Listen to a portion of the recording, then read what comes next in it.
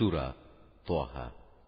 বিসমিল্লাহির রহমানির রহিম। রহমান রহিম আল্লাহ তাআলার নামে।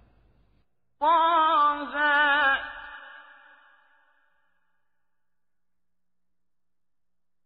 মা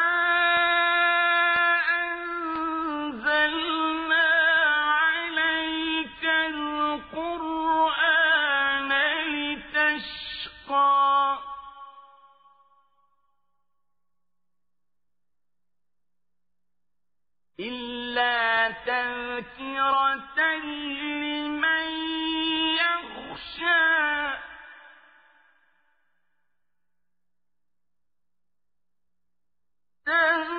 تنزيلا ممن خلق الأرض والسماوات العلى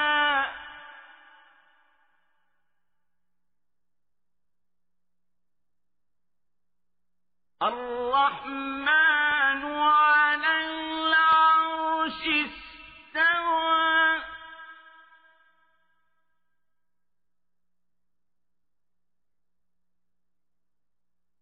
له ما في السماوات وما في الأرض وما بينهما وما تحت الثرى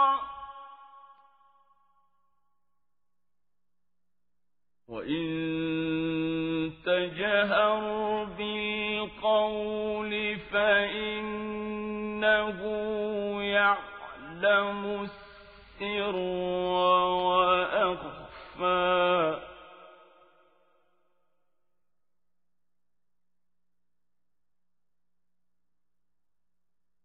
الله لا إله إلا هو له الأسماء الحسنى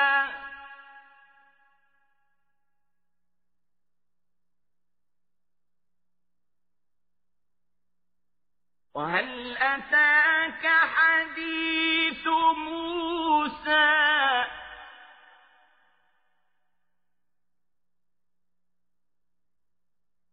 إذ رأى نارا فقال لأهلهم كثوا إني آنست نارا لعلي آتيكم منها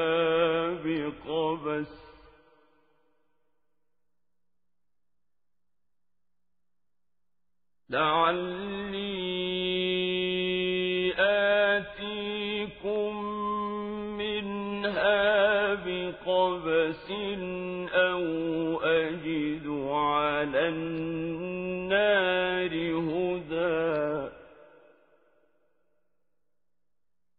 فلما أتاها نودي يا موسى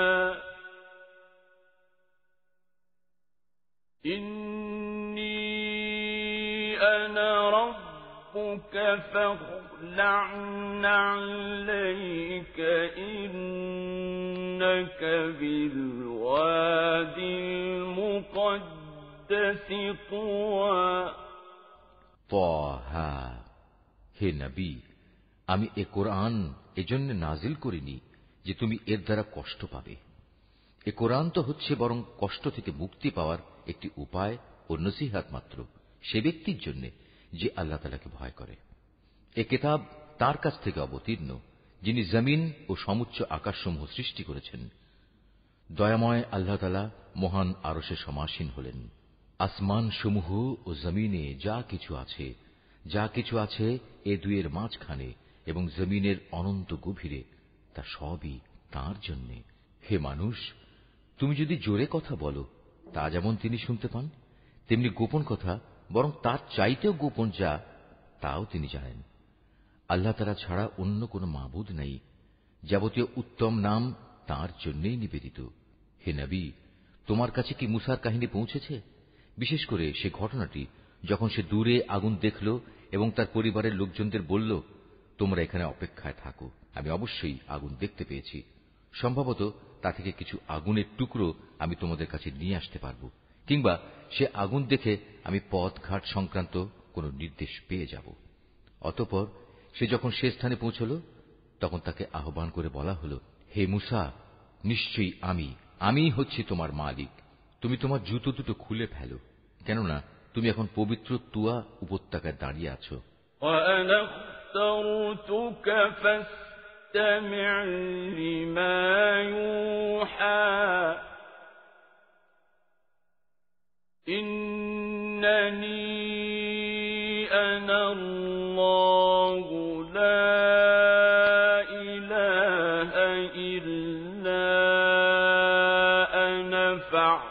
فاعبدني وأقم الصلاة لذكري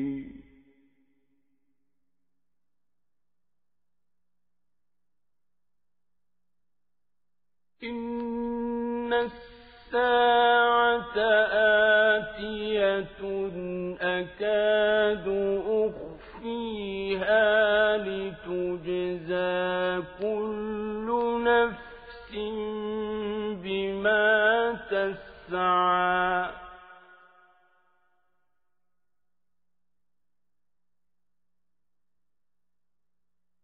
فلا يصدنك عنها من لا يؤمن بها واتبع هواه فتردى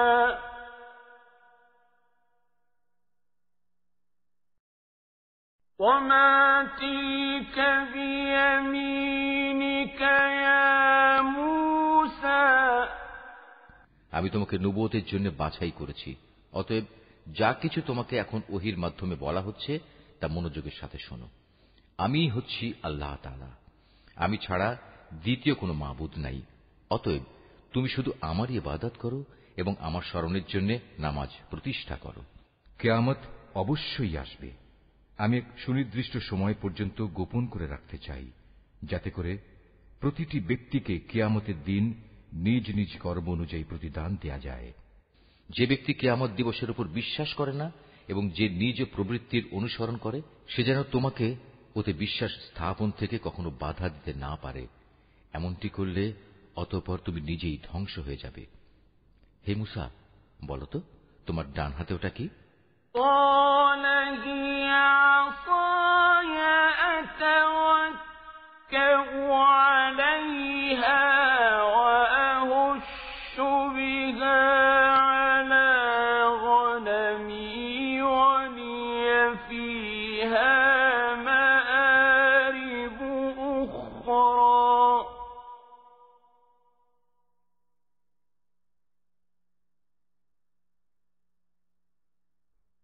قال ألقها يا موسى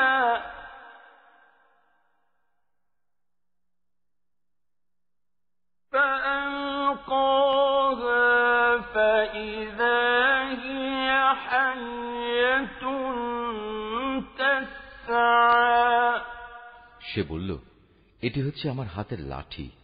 আমি কখনো কখনো এর উপর ভর দেই, আবার কখনো তা দিয়ে আমি আমার মেষপালের জন্য গাছের পাতা পাড়ি। তাছাড়াও এটি আমার আরো অনেক কাজে লাগে।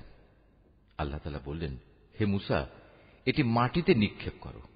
অতঃপর সে তা মাটিতে নিক্ষেপ করল, সাথে সাথেই তা সাপ হয়ে এদিক ওদিক ছোটাছুটি করতে লাগল।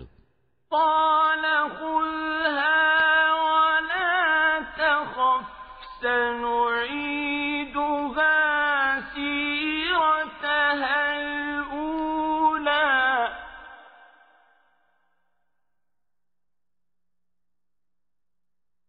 واضمم يدك إلى جناحك تخرج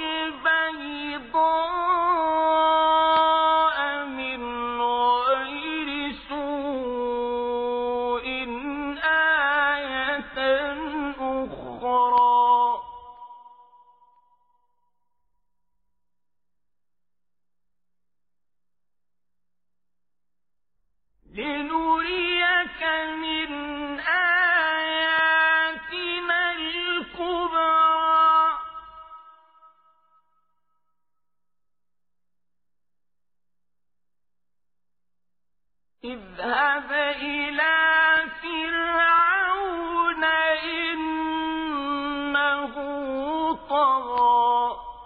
তিনি বললেন, হে মুসা, তুমি একে ধরো, ভয় পেও না। দেখবে আমি এখনই তাকে তার আগের আকৃতিতে ফিরিয়ে আনছি। হে মুসা, এবার তুমি তোমার হাত তোমার বগলে রাখো। অতঃপর দেখবে কোন রকম অসুখজনিত দোষ ত্রুটি ছাড়াই তা নির্মল উজ্জ্বল হয়ে বেরিয়ে আসবে। এ হচ্ছে আমার পরবর্তী নিদর্শন। এগুলো এজন্য দেয়া হলো যেন আমি তোমাকে আমার কুদরতের আরো বড় বড় নিদর্শন দেখাতে পারি। হ্যাঁ, এবার এগুলো নিয়ে তুমি ফেরাউনের কাছে যাও, কেননা সে নিজেকে মাবুদ দাবি করে মারাত্মক সীমা লঙ্ঘন করে ফেলেছে। قال رب اشرح لي صدري ويسر لي أمري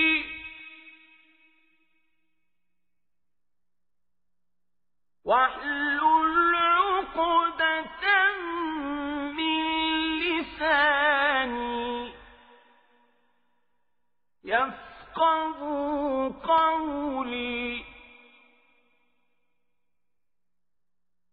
واجعل لي وزيرا من أهلي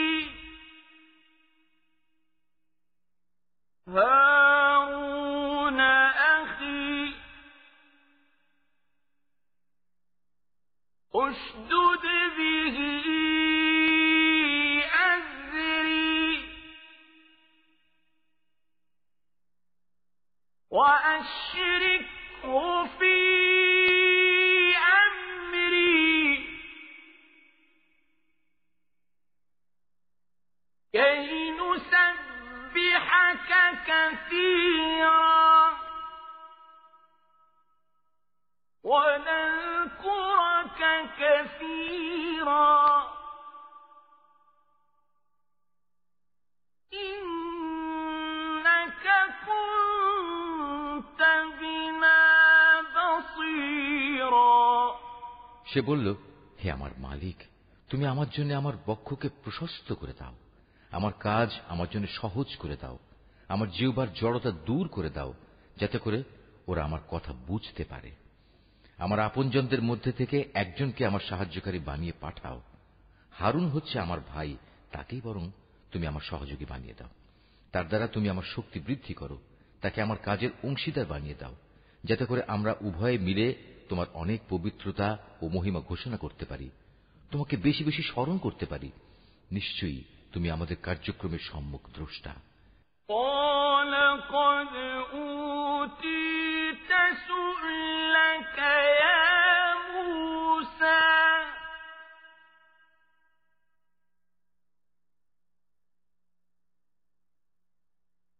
ولقد مننا عليك مرة أخرى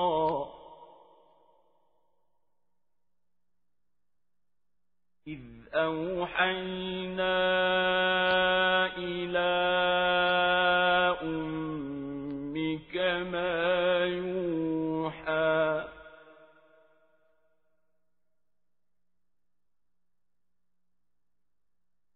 أن اقذفيه في التابوت فاقذفيه في اليم فليلقه اليم بالساحل يأخذه عدو لي وعدو له وألقيت عليك محبة مني ولتصنع على عيني তিনি বললেন, হে মুসা, তুমি যা কিছু চেয়েছ তা সবই তোমাকে দেয়া হলো। আমি তো এর আগেও অলৌকিকভাবে তোমার প্রতিপালনের ব্যবস্থা করে তোমার উপর আরেকবার অনুগ্রহ করেছিলাম, যখন আমি তোমার মায়ের কাছে একটি ইঙ্গিত পাঠিয়েছিলাম। আসলে সে বিষয়টি ইঙ্গিত করে বলে দেওয়ার মতো গুরুত্বপূর্ণ বিষয় ছিল। সে ইঙ্গিত ছিল, তুমি তাকে ফেরাউনের লোকদের কাছ থেকে বাঁচানোর জন্য জন্মের পর একটি সিন্দুকের ভেতরে রেখে দাও, অতঃপর তাকে সিন্দুক সহ নদীতে ভাসিয়ে দাও, যেন নদী তাকে ভাসাতে ভাসাতে তীরে ঠেলে দেয়। আমি জানি একটু পরেই তাকে উঠিয়ে নেবে এমন এক ব্যক্তি যে আমার দুশমন এবং তারও দুশমন। হে মূসা, আমি আমার কাছ থেকে ফেরাউন ও অন্য মানুষদের মনে তোমার জন্য ভালোবাসা সৃষ্টি করে দিয়েছিলাম, যেন তুমি আমার চোখের সামনেই বড় হতে পারো।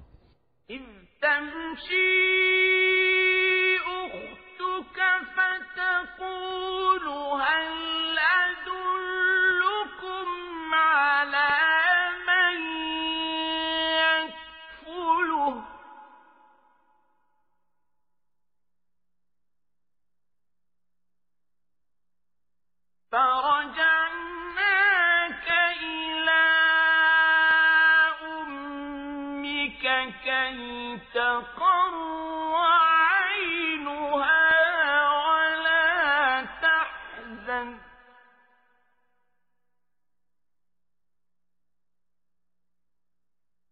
وقتلت نفسا فنجيناك من الغم وفتناك فتونا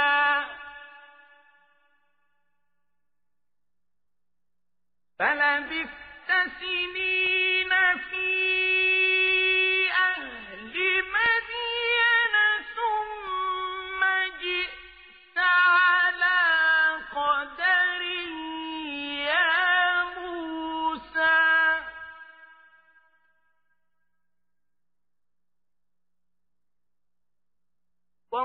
واصطنعتك لنفسي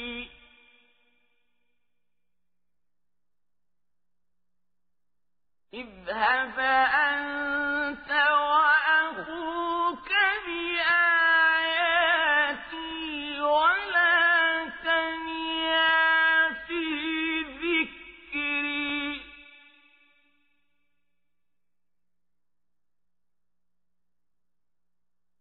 اذهبا إلى فرعون إنه طغى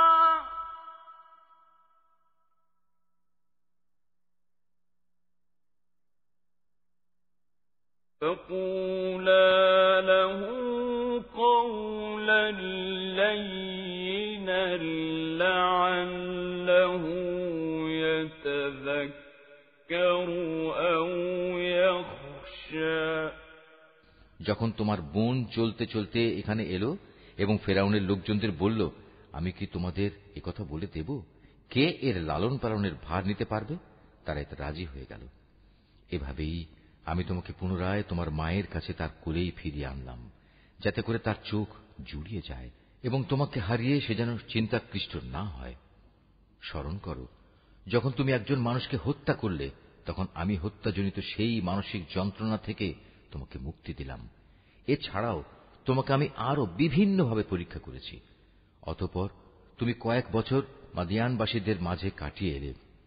এরপর হে মূসা, একটা নির্ধারিত সময় পরেই তুমি আজ এখানে এসে উপস্থিত হলে। আমি এই দীর্ঘ পরীক্ষা দ্বারা তোমাকে আমার নিজের কাজের জন্য প্রস্তুত করে নিয়েছি। আমার নিদর্শন সমূহ নিয়ে তুমি ও তোমার ভাই এবার ফেরাউনের কাছে যাও, তবে কখনো আমার জিকির থেকে শৈথিল্য প্রদর্শন করো না। তোমরা দুজনে অবিলম্বে ফেরাউনের কাছে চলে যাও, কেননা সে মারাত্মকভাবে সীমা লঙ্ঘন করেছে। হেদায়েত পেশ করার সময় তোমরা তার সাথে নম্র কথা বলবে। হতে পারে সে তোমাদের উপদেশ কবুল করবে, অথবা সে আমার ভয় করবে।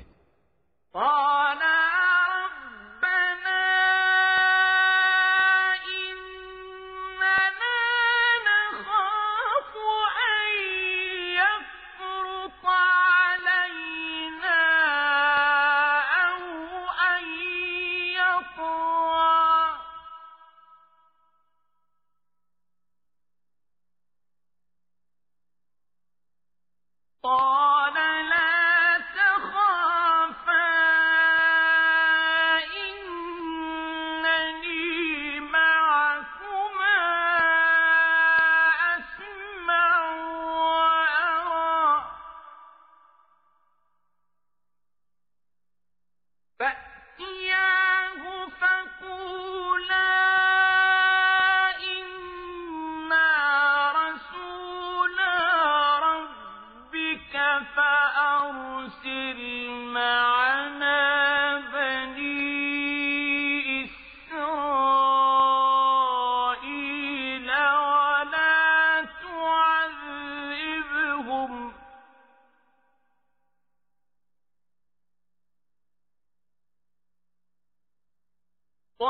جئناك بآية من ربك والسلام على من اتبع الهدى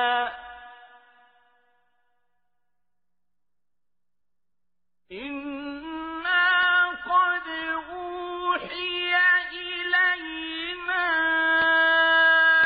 أن العذاب على من كذب وتولى তারা বলল, হে আমাদের মালিক, আমরা ভয় করছি সে আমাদের সাথে বাড়াবাড়ি করবে কিংবা সে আরো বেশি সীমা লঙ্ঘন করে বসবে। আল্লাহ তাআলা বললেন, তোমরা কোন রকম ভয় করো না, আমি তো তোমাদের সঙ্গেই আছি, আমি সব কিছু শুনি, সব কিছু দেখি। সুতরাং তোমরা উভয়ই তার কাছে যাও এবং বলো, আমরা তোমার মালিকের পাঠানো দুজন রাসূল, অতএব এই নিপীড়িত বনী ইসরায়েলের লোকদের তুমি আমাদের সাথে যাবার অনুমতি দাও। তুমি তাদের আর কষ্ট দিও না। আমরা তোমার কাছে তোমার মালিকের কাছ থেকে নবুয়তের নিদর্শন নিয়ে এসেছি, এবং যারা এই হেদায়েতের অনুসরণ করবে তাদের জন্য রয়েছে অনাবিল এক শান্তি। আমাদের উপর এ মর্মে ওহী নাজিল করা হয়েছে, যে ব্যক্তি আল্লাহ তাআলাকে অস্বীকার করবে এবং যে ব্যক্তি তার আদেশ থেকে মুখ ফিরিয়ে নেবে তার উপর আল্লাহর আযাব পড়বে। قال فمن ربكما يا موسى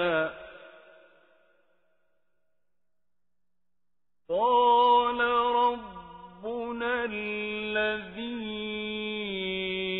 أعطى كل شيء خلقه ثم هدى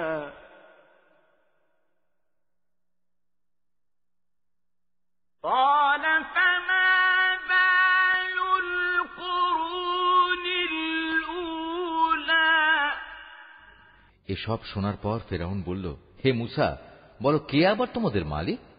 সে বলল, আমাদের মালিক তিনি, যিনি প্রতিটি জিনিসকে তার যথাযোগ্য আকৃতি দান করেছেন, অতঃপর তাদের সবাইকে সঠিক পথ নির্দেশ দিয়েছেন। সে বলল, তাহলে আগের লোকদের অবস্থা কি হবে? قال علمها عند ربي في كتاب لا يضل ربي ولا ينسى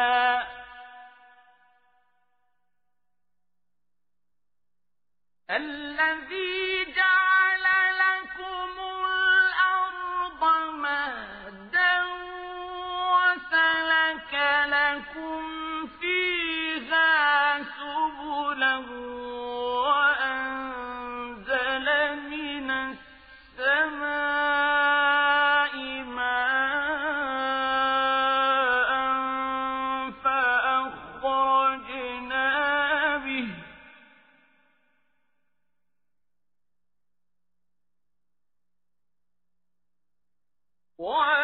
وأنزل من السماء ماء فأخرجنا به أزواجا من نبات شتى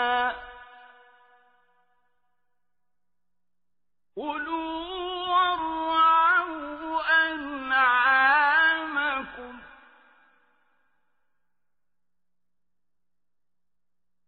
إن في ذلك لآيات لأولي النهى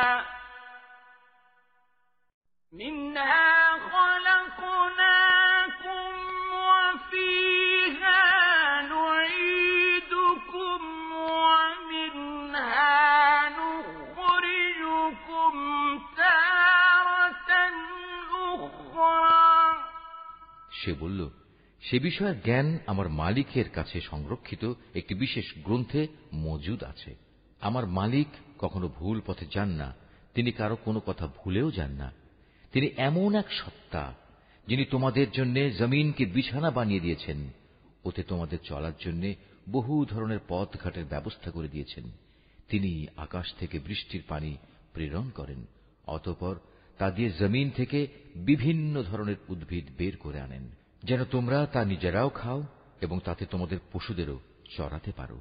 অবশ্যই এর মাঝে বিবেক সম্পন্ন মানুষদের জন্য শিক্ষার অনেক নিদর্শন রয়েছে। তোমরা যে জমিনের ওপর রয়েছ তা থেকেই আমি তোমাদের পয়দা করেছি, তাতেই আমি তোমাদের ফিরিয়ে নিয়ে যাব এবং পরিশেষে তা থেকেই আমি তোমাদের দ্বিতীয়বার বের করে আনব। وَلَقَدْ أَرَيْنَاهُ آيَاتِنَا كُلَّهَا فَكَذَّبَ وَأَبَى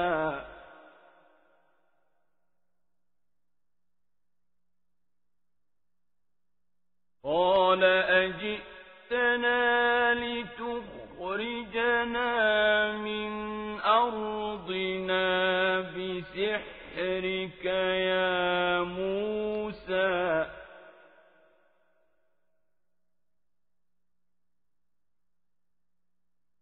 فَلَنَأْتِيَنَّكَ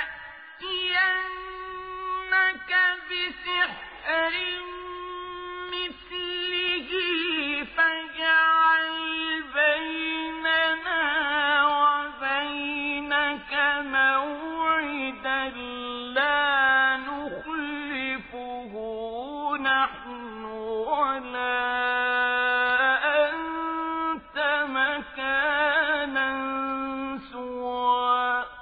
ফেরাউনের অবস্থা ছিল, আমি তাকে আমার যাবতীয় নিদর্শন দেখিয়েছি, কিন্তু এ সত্ত্বেও সে একে মিথ্যা প্রতিপন্ন করেছে এবং অবিশ্বাস করেছে। এক পর্যায়ে ফেরাউন বলল, হে মূসা, তুমি কি নবুয়তের দাবি নিয়ে এজন্য আমাদের কাছে এসেছ যে তুমি তোমার জাদু ও তেলেসমাতি দিয়ে আমাদের দেশ থেকে বের করে দেবে? তবে হ্যাঁ, আমরাও তোমার সামনে অনুরূপ জাদু এনে হাজির করব। অতএব এসো, তোমার এবং আমাদের মাঝে একটা মোকাবেলার ওয়াদা ঠিক করে নিই, যার আমরাও খেলাপ করব না, তুমিও করবে না। তবে এটা হবে খোলা ময়দানে, যেন সবাই তা দেখতে পায়।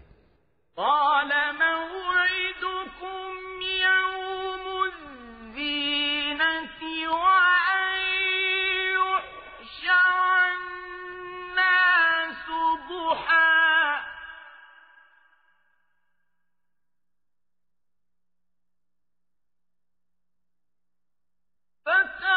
فَتَوَلَّىٰ فِرْعَوْنُ فَجَمَعَ كَيْدَهُ ثُمَّ أَتَىٰ قَالَ لَهُم مُوسَىٰ وَيْلَكُمْ لَا تَفْتَرُوا عَلَى اللَّهِ كَذِبًا فَيُسْحِتَكُم بِعَذَابٍ وَقَدْ خَابَ مَنِ افْتَرَىٰ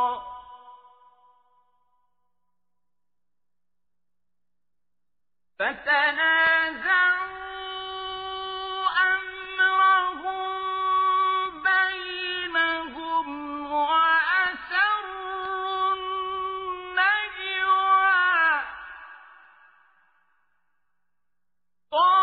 قَالُوا إِنْ هَٰذَانِ لَسَاحِرَانِ يُرِيدَانِ أَن يُخْرِجَاكُم مِّنْ أَرْضِكُم بِسِحْرِهِمَا وَيَذْهَبَا بِطَرِيقَتِكُمُ الْمُثْلَىٰ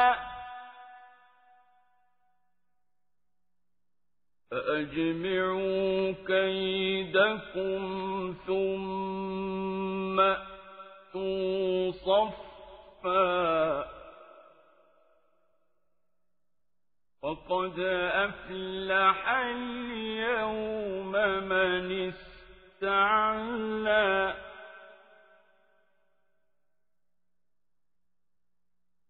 قَالُوا يَا مُوسَىٰ إِمَّا أَن تُلْقِيَ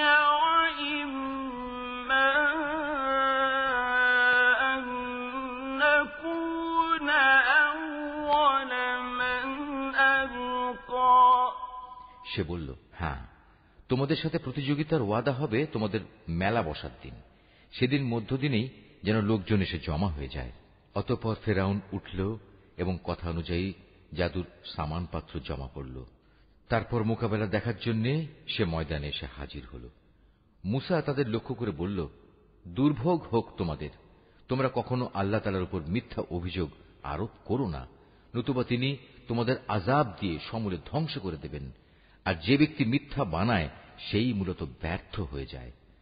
মুসার কথা শুনে তারা নিজেদের পরিকল্পনার ব্যাপারে একে অন্যের সাথে মতবিরোধ করল, কিন্তু তারা গোপন সলা পরামর্শ গোপনই রাখল।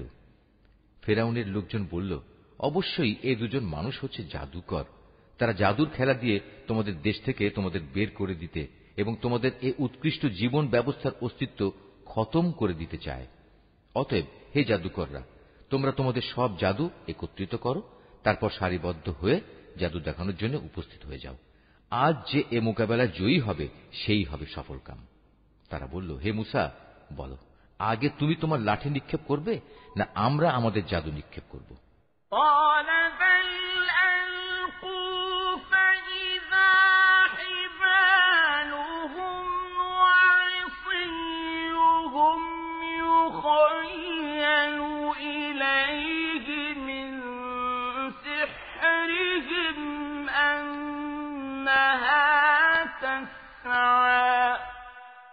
সে বলল, তোমরাই বরং আগে নিক্ষেপ করো। জাদুর প্রভাবে তার কাছে মনে হল তাদের জাদুর রশি ও লাঠিগুলো বুঝি এদিক সেদিক ছোটাছুটি করছে।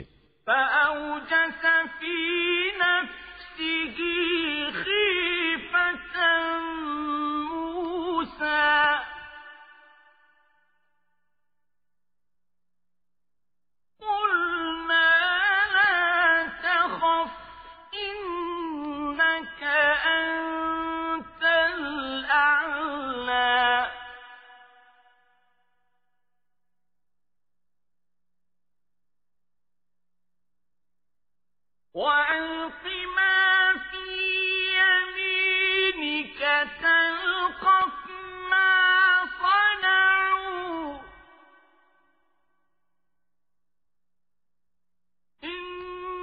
إنما صنعوا كيد ساحر ولا يفلح الساحر حيث أتى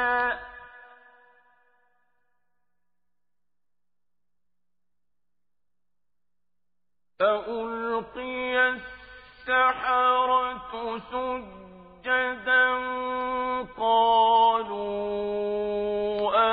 آمنا برب هارون وموسى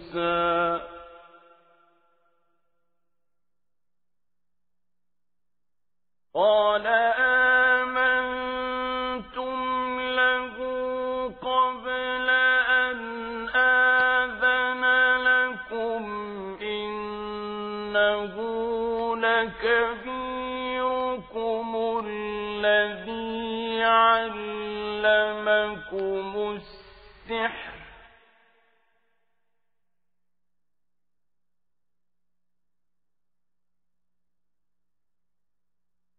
إنه لكبيركم الذي علمكم السحر فلأقطعن أيديكم وأرجلكم من خلاف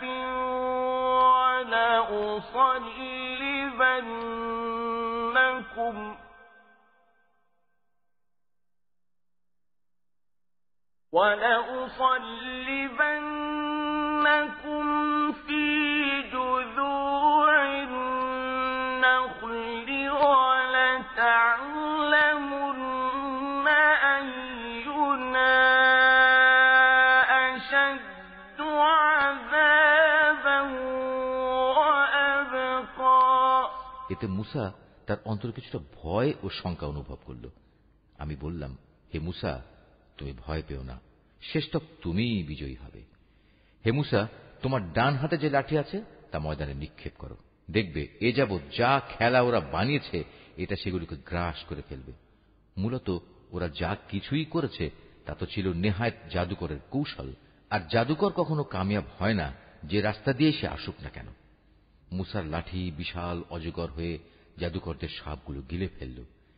এটা দেখে অতঃপর জাদুকররা সবাই সাজদাবনত হয়ে গেল এবং তারা বলল, আমরা হারুন ও মুসার মালিকের উপর ঈমান আনলাম। সে ফিরআউন বলল, আমি তোমাদের এ ধরনের কোন অনুমতি দেওয়ার আগেই তোমরা তার উপর ঈমান আনলে। আমি দেখতে পাচ্ছি সেই হচ্ছে আসলে তোমাদের প্রধান গুরু, যে তোমাদের জাদু শিক্ষা দিয়েছে। দেখো এবার আমি কি করি। আমি তোমাদের হাত পা উল্টো দিক থেকে কেটে ফেলব। তদুপরি আমি তোমাদের খেজুর গাছের কাণ্ডে শূল বিদ্ধ করব। তোমরা অচিরেই জানতে পারবে আমাদের উভয়ের মধ্যে কার শাস্তি কত কঠোরতর ও অধিক স্থায়ী। قالوا لن نؤثرك على ما جاءنا من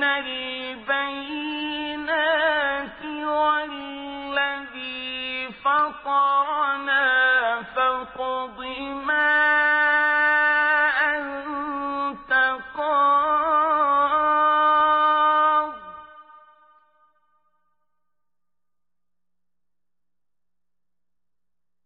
فاقض ما أنت قاض إنما تقضي هذه الحياة الدنيا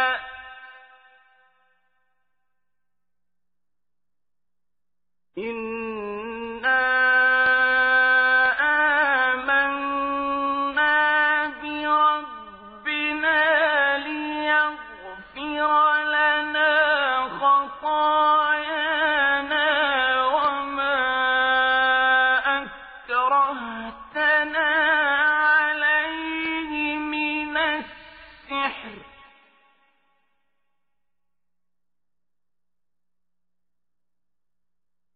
والله خير وأبقى তারা বলল, আমাদের কাছে যে স্পষ্ট নিদর্শন এসেছে এবং যিনি আমাদের এ দুনিয়ায় পয়দা করেছেন তার উপর আমরা কখনোই তোমাকে প্রাধান্য দেব না।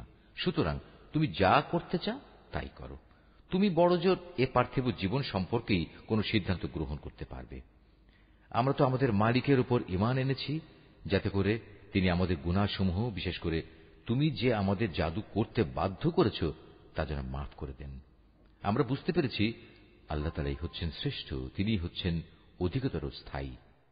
إنه من يأت ربه مجرما فإن له جهنم لا يموت فيها ولا يحيا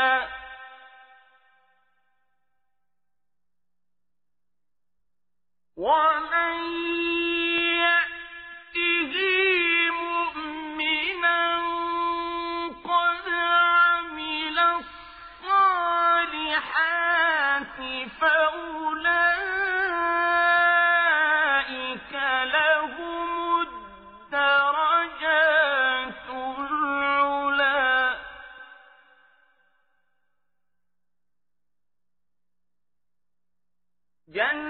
جنات عدن تجري من تحتها الأنهار خالدين فيها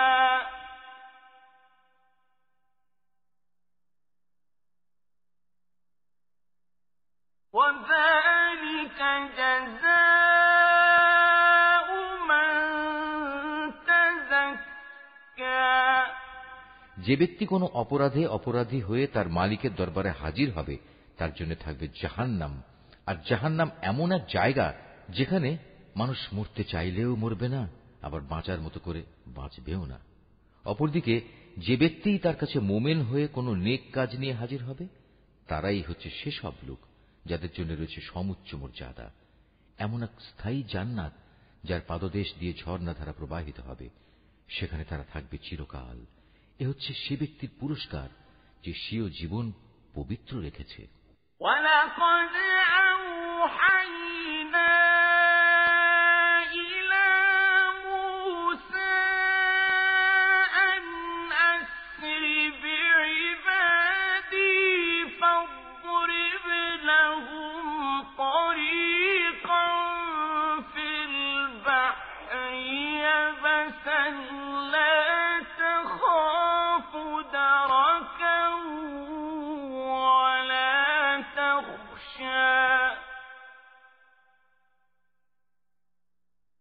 فأتبعهم فرعون بجنوده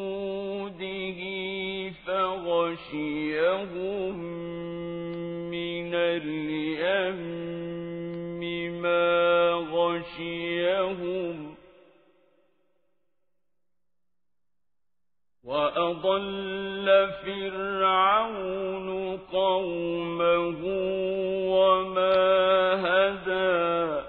আমি মুসার কাছে এ মর্মে ওহী পাঠিয়েছি, তুমি আমার বান্দাদের নিয়ে রাতের বেলায় এই দেশ ছেড়ে চলে যাও এবং আমার আদেশে তুমি ওদের জন্য সমুদ্রের মধ্যে একটি শুষ্ক সড়ক বানিয়ে নাও।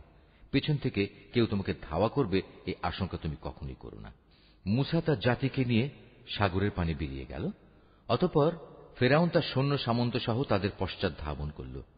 তারপর সাগরের অথই পানি তাদের ডুবিয়ে দেয়, ঠিক যেমনটি তাদের ডুবিয়ে দেওয়া উচিত ছিল।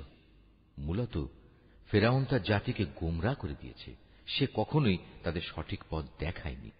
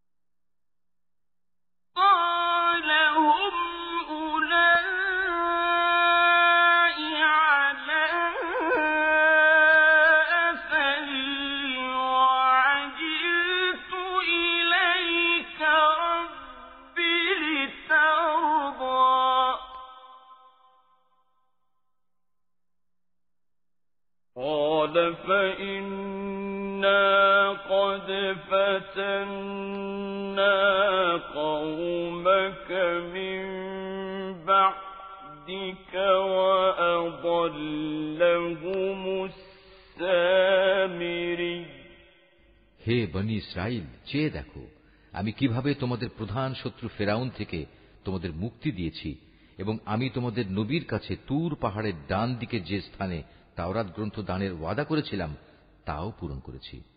তোমাদের জন্য আমি আরো নাজিল করেছি তোমাদের প্রতি এক পবিত্র খাবার, যার নাম মান এবং সালওয়া। তোমাদের আমি যা ভালো খাবার দান করেছি তা খাও এবং তাতে বাড়াবাড়ি করো না। নতুবা তোমাদের উপর আমার গজব অবধারিত হয়ে যাবে, আর যার উপর আমার গজব নাজিল হবে সে তো ধ্বংসই হয়ে যাবে।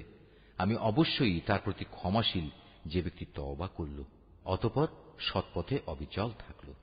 মুসা পাহাড়ে আসার পর আমি বললাম, হে মুসা, কেন তুমি তোমার জাতির লোকদের থেকে তাড়াতাড়ি তুর পর্বতে চলে এলে? সে বলল, না, তারা তো আমার পেছনেই রয়েছে। আমি তোমার কাছে আসতে তাড়াতাড়ি করলাম যাতে করে, হে মালিক, তুমি আমার ওপর সন্তুষ্ট হও। তিনি বললেন, তোমার চলে আসার পর আমি তোমার জাতিকে আর এক পরীক্ষায় ফেলেছি। সামেরি নামের এক ব্যক্তি তাদের গোমরা করে দিয়েছিল। فرجع موسى إلى قومه غضبان أسفا قال يا قوم ألم يعدكم ربكم وعدا حسنا أفطال عليكم العهد أم أردتم أن يحل عليكم غضب من ربكم فأخلفتم موعدي। অতঃপর মুসা অত্যন্ত ক্রুদ্ধ ও ক্ষুব্ধ হয়ে তার জাতির কাছে ফিরে এলো। এসে তাদের সে বলল, হে আমার জাতি, এ তোমরা কি করলে? আল্লাহ তাআলা কি তোমাদের একটি উত্তম প্রতিশ্রুতি দেননি যে তোমাদের তিনি এ জমিনের কর্তৃত্ব সমর্পণ করবেন? তবে কি আল্লাহ তাআলার এ প্রতিশ্রুতির সময়টি তোমাদের কাছে খুব দীর্ঘ মনে হয়েছিল? তোমরা আর অপেক্ষা করতে পারলে না? কিংবা তোমরা এটাই চেয়েছ তোমাদের উপর তোমাদের মালিকের গজব অবধারিত হয়ে পড়ুক, অতঃপর তোমরা আমার ওয়াদাই ভঙ্গ করে ফেললে?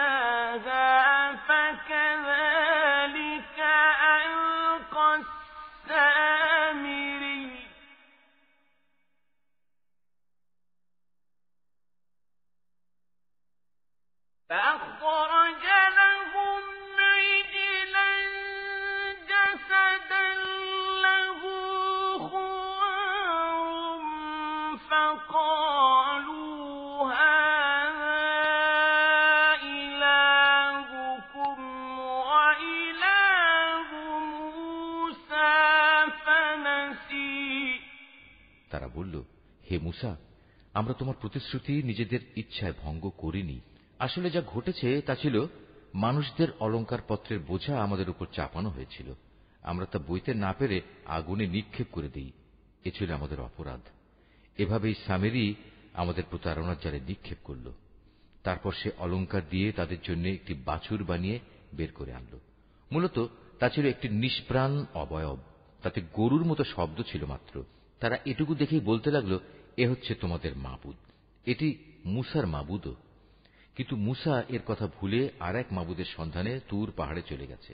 أفلا يرون ألا يرجع إليهم قولا ولا يملك لهم ضرا ولا نفعا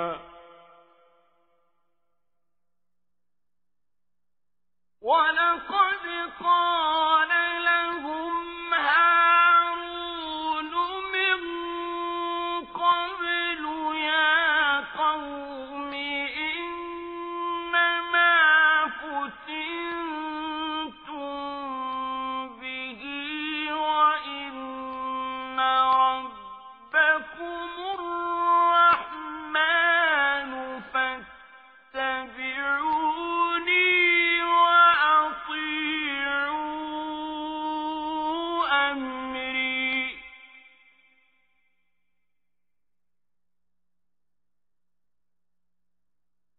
قالوا لن نبرح عليه عاكفين حتى يرجع إلينا موسى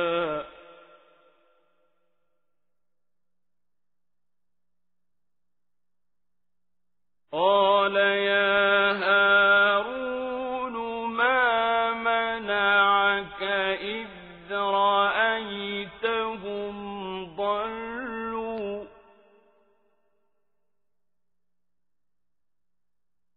ألا تتبعني أفعصيت أمري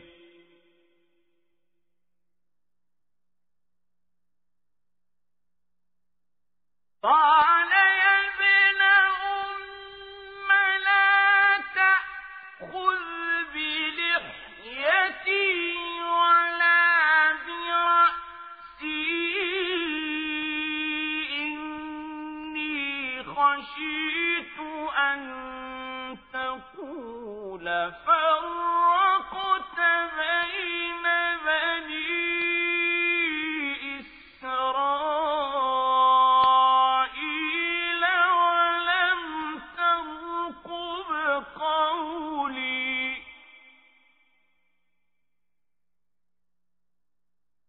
قال فما خطبك يا سامري ধিক তাদের বুদ্ধির উপর। তারা কি দেখেনি ওটা তাদের কথার কোনো উত্তর দেয় না, না ওটা তাদের কোন রকম ক্ষতি কিংবা উপকার করার ক্ষমতা রাখে? মুসা তার জাতির কাছে ফিরে আসার আগেই হারুন তাদের বলেছিল, হে আমার জাতি, এ গোবাছুর দ্বারা তোমাদের ঈমানেরই পরীক্ষা নেওয়া হচ্ছে। তোমাদের মালিক তো হচ্ছেন দয়াময় আল্লাহ তাআলা। তোমরা আমার অনুসরণ করো এবং আমার আদেশ মেনে চলো। ওরা বলল, যতক্ষণ পর্যন্ত মুসা আমাদের কাছে ফিরে না আসবে আমরা এর পূজা থেকে বিরত হব না। মুসা এসে এসব নাফরমানি কাজ দেখল। সে বলল, হে হারুন, তুমি যখন দেখলে ওরা গোমরা হয়ে গেছে, তখন তোমাকে কোন জিনিস বিরত রেখেছিল যে তুমি আমার কথার অনুসরণ করলে না? তুমি কি আমার আদেশ তাহলে অমান্যই করলে? সে বলল, হে আমার মায়ের ছেলে, তুমি আমার দাড়ি ও মাথার চুল ধরো না। আমি এমনই একটি আশঙ্কা করেছিলাম। তুমি ফিরে এসে হয়তো বলবে, তুমি বনী ইসরায়েলদের মাঝে বিভেদ সৃষ্টি করেছ এবং তুমি আমার কথা পালনের যত্ন নাওনি। মুসা সামেরীকে জিজ্ঞেস করল, এবার বলো তোমার ব্যাপারটা কি হয়েছিল?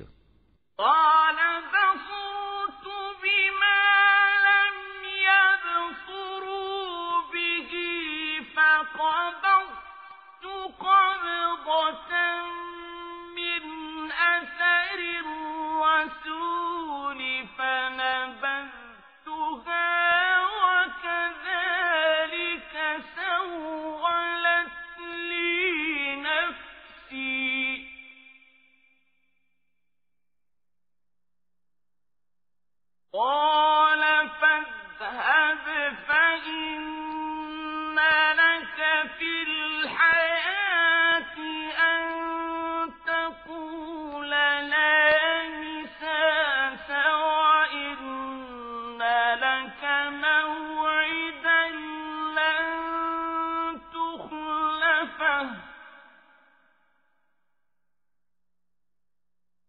وإن لك موعدا لن تخلفه وانظر إلى إلهك الذي ظلت عليه عاكفا لنحرقنه ثم لننسفنه في اليم نسفا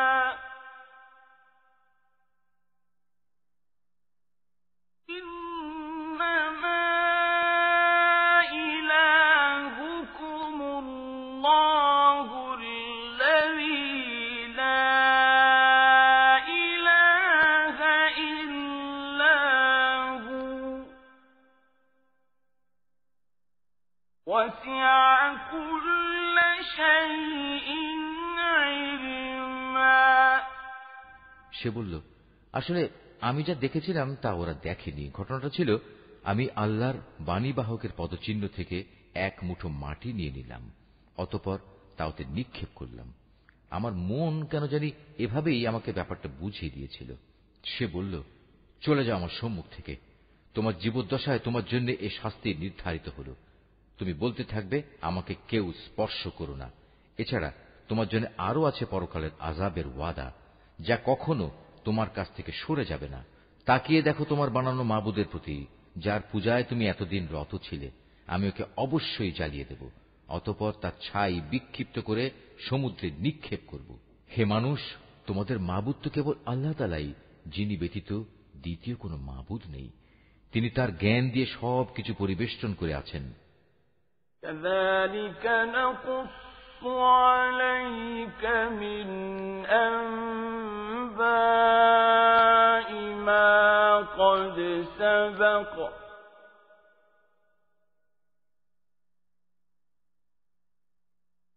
وقد آتيناك من لدنا ذكرا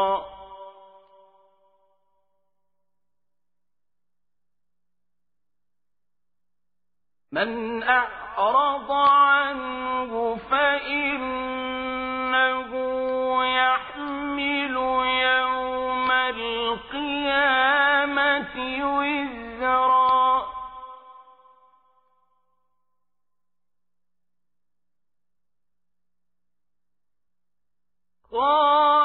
خالدين فيه وساء لهم يوم القيامة حملا يوم ينفخ في الصور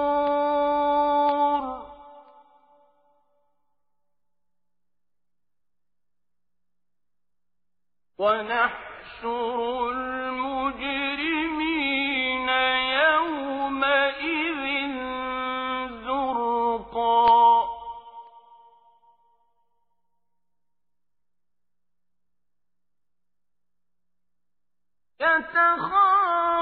يتخافتون بينهم إن لبثتم إلا عشرا হে নবী, মুসার যেসব ঘটনা তোমাদের আগে ঘটেছে তার সংবাদ আমি এভাবেই তোমাকে শুনিয়ে যাব। তাছাড়া আমি তোমাকে আমার কাছ থেকে একটি স্মরণিকাও দান করেছি। যে কেউই এ স্মরণিকা থেকে মুখ ফিরিয়ে নেবে, সে কিয়ামতের দিন নিজ কাঁধে গুনাহের এক ভারী বোঝা বইবে। তারা সব সময় এ অবস্থায় থাকবে, কিয়ামতের কঠিন দিনে তাদের জন্য এ বোঝা কত মন্দ প্রমাণিত হবে। যেদিন সিংহায় ফুৎকার দেয়া হবে, সেদিন আমি সব অপরাধীকে এমন অবস্থায় জমা করব, ভয়ে তাদের চোখ নীল ও দৃষ্টিহীন থাকবে। তারা নিজেদের মধ্যে চুপে চুপে বলাবলি করতে থাকবে, তোমরা দুনিয়ায় বড়জোর 10 দিন অবস্থান করে এসেছ। نحن أعلم بما يقولون إذ يقول أمثلهم طريقة إن لبثتم إلا يوما আসলে আমি জানি সে অবস্থানের সঠিক পরিমাণ কত ছিল, বিশেষ করে যখন তাদের মধ্যেকার সবচেয়ে বিবেকবান ব্যক্তি, যে সৎ পথে ছিল, বলবে, তোমরা তো দুনিয়ায় মাত্র একদিন অবস্থান করে এসেছ। ويسألونك عن الجبال فقل ينسفها ربي نسفا فيذرها قاعا صفصفا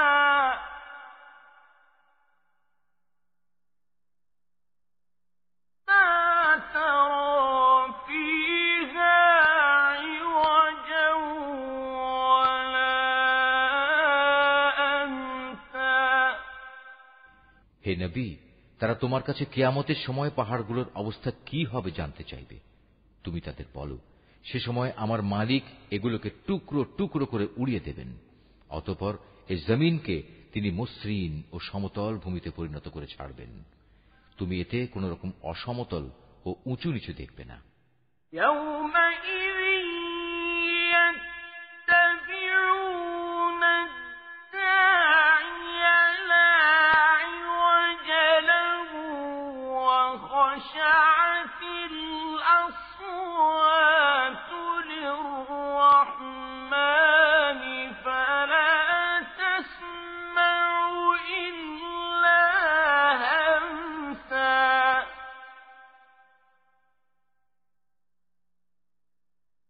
يومئذ لا تنفع الشفاعة إلا من أذن له الرحمن ورضي له قولا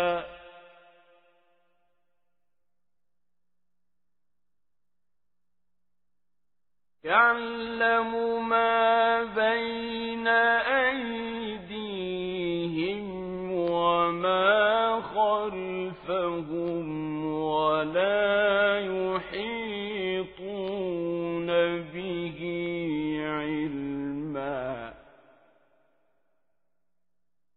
وعنت الوجوه للحي القيوم وقد خاب من حمل ظلما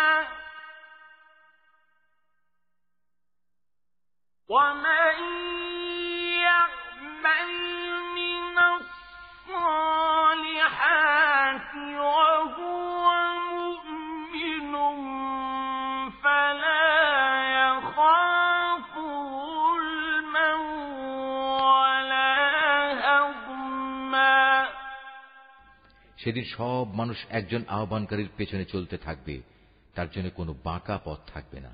সে চাইলেও অন্যদিকে যেতে পারবে না। সেদিন দয়াময় আল্লাহ তাআলার প্রচন্ড ক্ষমতার সামনে অন্য সব শব্দেই ক্ষীণ হয়ে যাবে। এ ভয়ঙ্কর পরিস্থিতিতে ভীত বিহ্বল মানুষের পায়ে চলার মৃদু আওয়াজ ছাড়া আর কিছুই তুমি শুনতে পাবে না।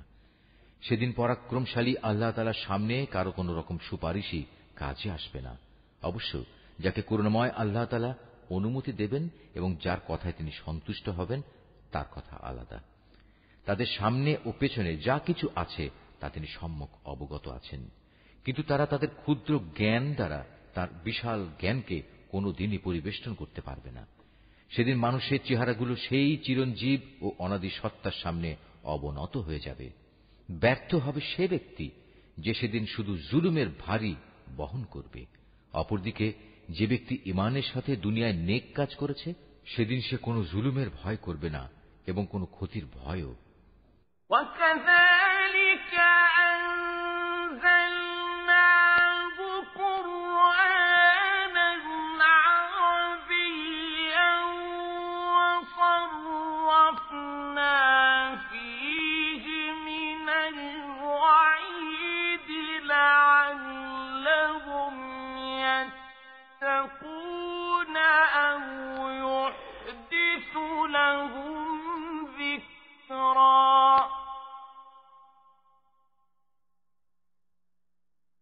فَتَعَالَى اللَّهُ الْمَلِكُ الْحَقُّ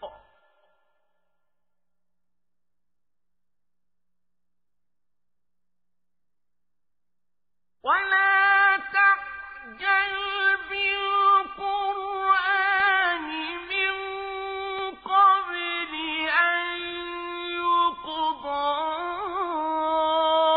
إِلَيْكَ وَحْيُهُ وَقُلْ رَبِّ زِدْنِي عِلْمًا এভাবেই আমি কোরআনকে পরিষ্কার আরবি ভাষায় নাজিল করেছি এবং তাতে মানুষদের পরিণাম সম্পর্কে সাবধানতা সংক্রান্ত কথাগুলো সবিস্তার বর্ণনা করেছি, যেন তারা গুমরাহি থেকে বেঁচে থাকতে পারে কিংবা তা তাদের জন্য চিন্তা ভাবনা সৃষ্টি করতে পারে। আল্লাহ তাআলা অতি মহান, তিনি সৃষ্টিকুলের প্রকৃত বাদশাহ, তিনিই কোরআন নাজিল করেছেন। হে নবী, তোমার কাছে তার ওহী নাজিল পূর্ণ হওয়ার আগে কোরআনের ব্যাপারে কখনো তাড়াহুড়ো করো না, তবে জ্ঞান বাড়াতে চাইলে বলো, হে আমার মালিক, আমার জ্ঞান ভাণ্ডার তুমি বৃদ্ধি করে দাও। وَلَقَدْ عَهِدْنَا إِلَى آدَمَ مِنْ قَبْلُ فَنَسِيَ وَلَمْ نَجِدْ لَهُ عَزْمًا وَإِذْ قُلْنَا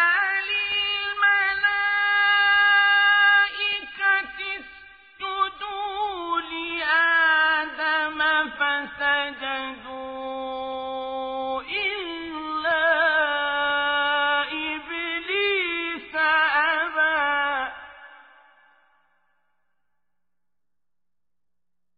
فقلنا يا آدم إن هذا عدو لك ولزوجك فلا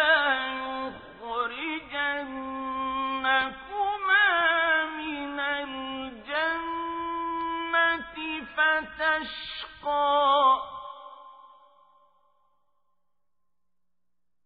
إن لك ألا تجوع فيها ولا تعرى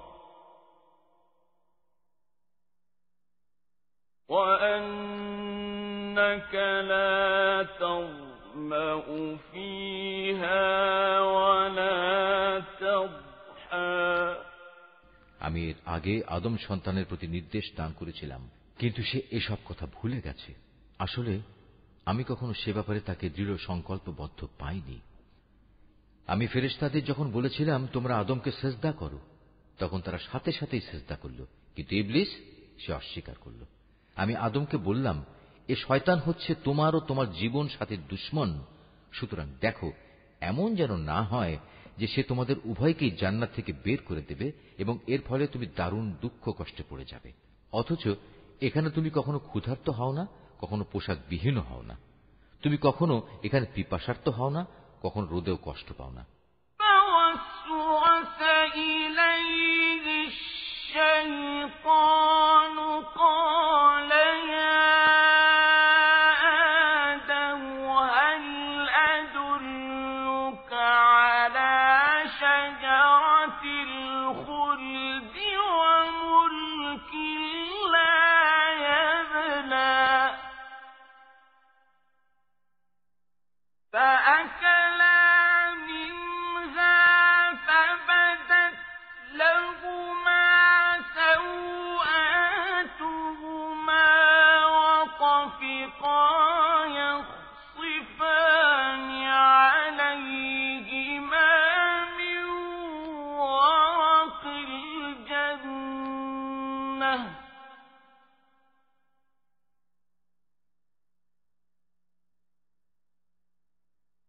وعصى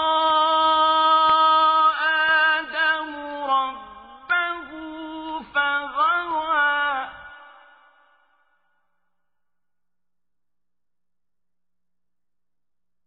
ثم اجتباه ربه فتاب عليه وهدى কিন্তু এত সাবধান করা সত্ত্বেও অতঃপর শয়তান তাকে কুমন্ত্রণা দিল। সে তাকে বলল, হে আদম, আমি কি তোমাকে অনন্ত জীবনদায়িনী একটি গাছের কথা বলবো, যার ফল খেলে তুমি এখানে চিরজীবন থাকতে পারবে, এবং বলবো এমন রাজত্বের কথা যার কখনো পতন হবে না? অতঃপর তারা উভয় ওই নিষিদ্ধ গাছের ফল খেল। সাথে সাথেই তাদের শরীরের লজ্জাস্থানসমূহ তাদের সামনে প্রকাশ হয়ে পড়ল, এবং তারা লজ্জায় তাড়াতাড়ি করে জান্নাতের বিভিন্ন গাছের পাতা দ্বারা নিজেদের লজ্জাস্থান ঢাকতে শুরু করল। এভাবেই আদম তার মালিকের নাফরমানি করল এবং এ কারণে সে সাময়িকভাবে পথভ্রষ্ট হয়ে গেল। কিন্তু তার ক্ষমা প্রার্থনার পর তার মালিক তাকে তার বংশধরদের পথ প্রদর্শনের জন্য বাছাই করে নিলেন, তার উপর ক্ষমা পরবশ হলেন এবং তাকে সঠিক পথ নির্দেশ দিলেন।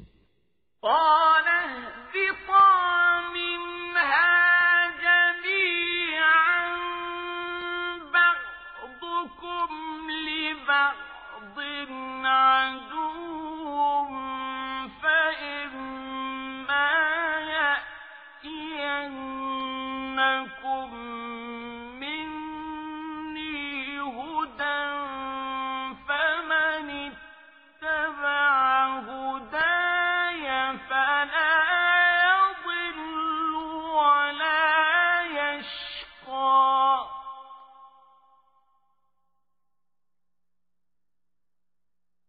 ومن أعرض عن ذكري فإن له معيشة ضنكا ونحشره يوم القيامة أعمى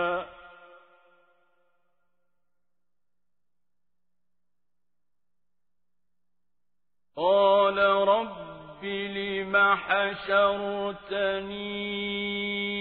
أعمى وقد كنت بصيرا তিনি বললেন, শয়তান ও তোমরা এখন উভয় দলই এখান থেকে নেমে পড়ো। মনে রাখবে, তোমরা কিন্তু একজন আর একজনের জঘন্য দুশমন। অতঃপর তোমাদের জীবন পরিচালনার জন্য যদি আমার কোনো হেদায়েত পথনির্দেশ আসে, অতঃপর যে আমার হেদায়েত অনুসরণ করবে সে না কখনো দুনিয়ায় বিপদগামী হবে, না আখেরাতে সে কোনো কষ্ট পাবে। হ্যাঁ, যে ব্যক্তি আমার স্মরণ থেকে বিমুখ হবে তার জন্য জীবনের বাঁচার সামগ্রী সংকুচিত হয়ে যাবে। সর্বোপরি তাকে আমি কিয়ামতের দিন অন্ধ বানিয়ে হাজির করব। সে নিজেকে এভাবে দেখার পর বলবে, হে আমার মালিক, তুমি আমাকে কেন আজ অন্ধ বানিয়ে উঠালে? দুনিয়াতে তো আমি চক্ষুষ্মান ব্যক্তি ছিলাম।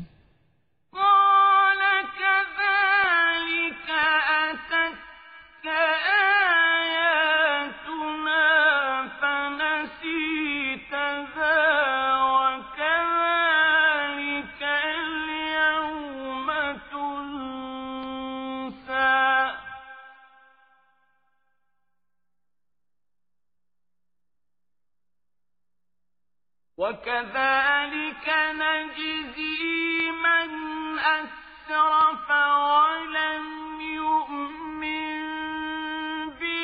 بآيات ربه ولعذاب الآخرة أشد وأبقى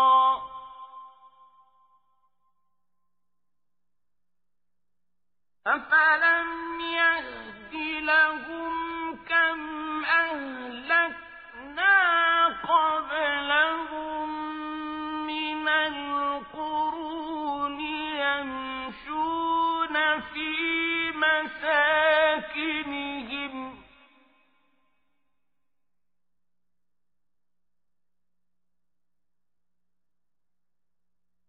إن في ذلك لآيات لأولي النهى তিনি বলবেন, আসলে দুনিয়াতেও তুমি এমনই অন্ধ ছিলে। আমার আয়াতসমূহ তোমার কাছে এসেছিল, কিন্তু তুমি তা ভুলেছিলে। এভাবে আজ তোমাকেও ভুলে যাওয়া হবে। মূলত আমি এভাবেই তাদের প্রতিফল দিই। যারা আমার আয়াত নিয়ে বাড়াবাড়ি করে সে তার মালিকের আয়াতের উপর কখনো ঈমান আনে না। সত্যিকার অর্থে পরকালের আযাবই হচ্ছে বেশি কঠিন এবং অধিক স্থায়ী।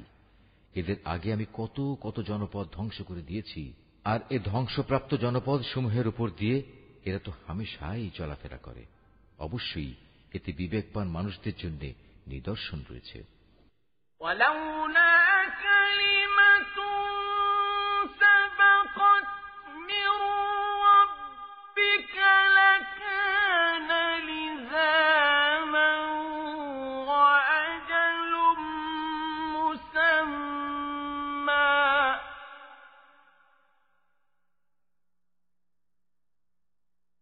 فاصبر على ما يقولون وسبح بحمد ربك قبل طلوع الشمس وقبل غروبها ومن آناء الليل فسبح وأطراف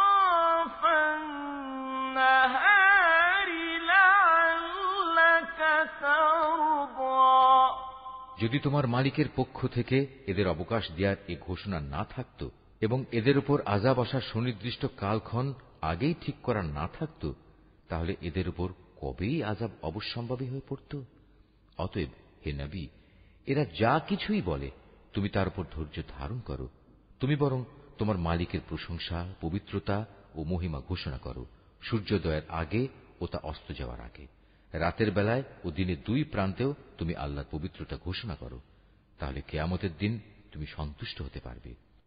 ولا تمدن عينيك إلى ما متعنا به أزواجا منهم زهرة الحياة الدنيا لنفتنهم فيه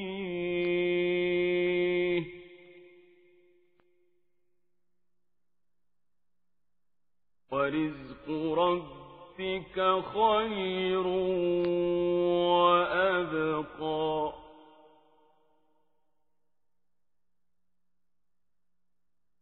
وأمر أهلك بالصلاة واصطبر عليها لا نسألك رزقا نحن نرزقك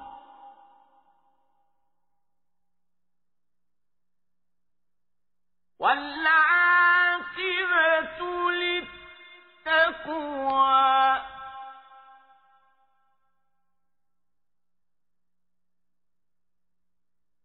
وقالوا لولا يأتينا بآية من ربه أولم تأتهم بينة ما في الصحف الأولى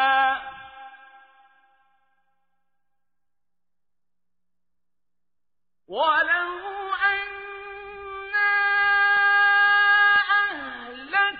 أهلكناهم بعذاب من قبله لقالوا ربنا لولا أرسلت إلينا رسولا فنتبع آياتك